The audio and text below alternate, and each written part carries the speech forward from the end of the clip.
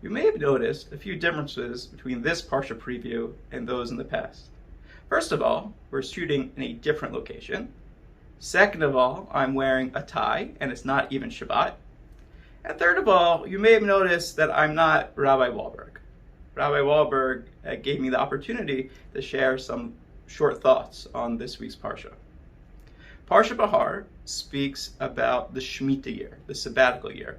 For 7 years, the Jewish people are permitted to work the land in the land of Israel, and the 7th year it should remain fallow. And also, every 49 years is the Jubilee year, the Yovel year. After speaking about all the details and the ins and outs of the sabbatical year, the Parsha concludes with the following verse: Et Shabbatotai tishmoru umitashi tira'u. You shall keep my Sabbaths and you shall revere my sanctuary. And while these are very important and essential mitzvot, why does the Torah include it here at the end of the Parsha about Shemitah? How is this related to what came before?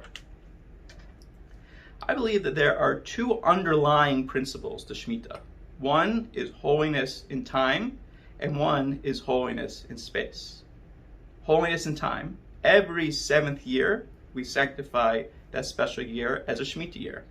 Then holiness in space, the Shemitah year brings the holiness of the land of Israel to the forefront. Our Pasuk summarizes this notion. Et Shabbatai tishmoru, keep Shabbat, recognize holiness in time.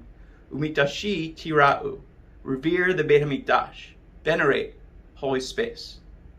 The Seforno understands that when the Torah says mitashi tira'u, venerate my sanctuary, it's referring not only to the Beit HaMikdash in Jerusalem, but also to all the synagogues and study halls throughout the diaspora. But holiness in space is not inherent. Even if the Jewish people didn't observe a Shabbat, Shabbat is inherently holy. But our spaces, our synagogues, are only holy if we make them holy.